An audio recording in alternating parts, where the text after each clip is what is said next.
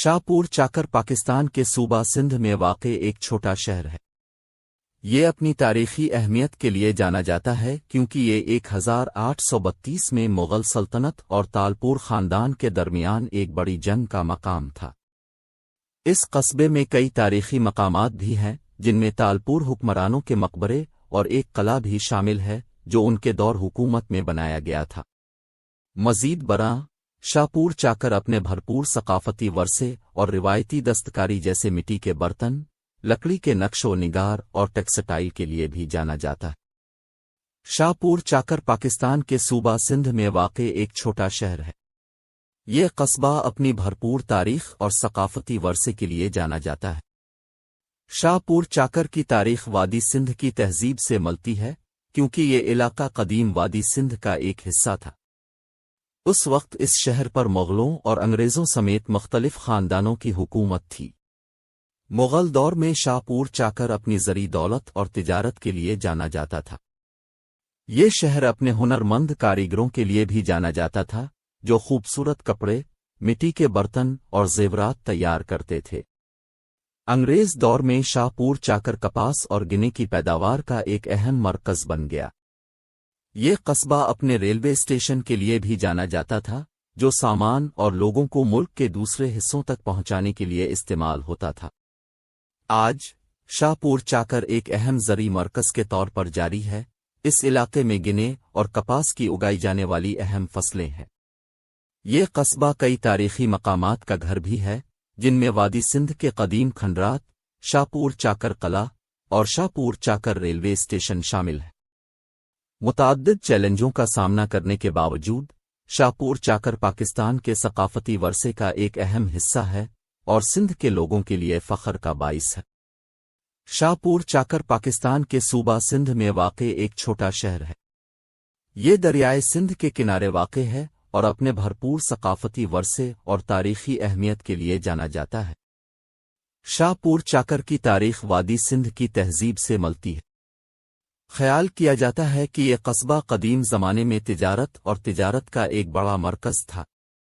یہ قصبہ بدھ مت کا ایک بڑا مرکز بھی تھا اور یہاں بہت سے بدھ استوپا اور خانقاہیں تعمیر کی گئی تھیں۔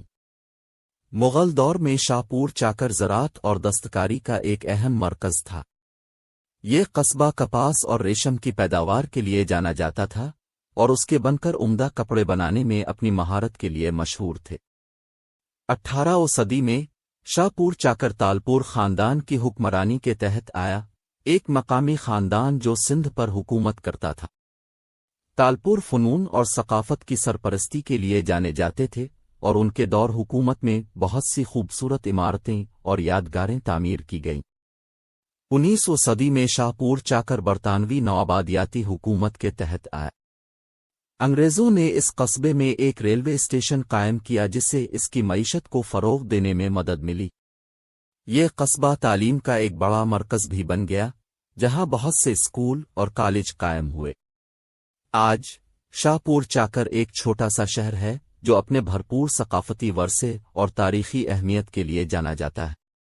یہ ایک مشہور سیاحتی مقام ہے اور بہت سے زائرین اس کے قدیم کھنڈرات اور یادگاروں کو دیکھنے آتے ہیں۔ شاہپور چاکر پاکستان کے صوبہ سندھ میں واقع ایک چھوٹا شہر۔ اس قصبے کی ایک بھرپور تاریخ ہے جو وادی سندھ کی تہذیب سے متعلق ہے۔ یہ علاقہ کبھی تجارت کا ایک بڑا مرکز تھا اور ایک اہم مذہبی مرکز بھی تھا۔ قدیم زمانے میں شاہپور چاکر کو شاہپور کے نام سے جانا جاتا تھا اور یہ وادی سندھ کی تہذیب کا حصہ تھا۔ یہ علاقہ اپنی جدید زرعی تکنیکوں اور گندم، جو اور کپاس جیسی فصلوں کی پیداوار کے لیے جانا جاتا تھا۔ مغل دور میں شاہپور چاکر تجارت کا ایک اہم مرکز تھا۔ یہ قصبہ ٹیکسٹائل، مصالحہ جات اور دیگر اشیاء کی تجارت کا ایک بڑا مرکز تھا۔ یہ دستکاری، خاص طور پر دھاتی کام اور مٹی کے برتنوں کی تیاری کا مرکز بھی تھا۔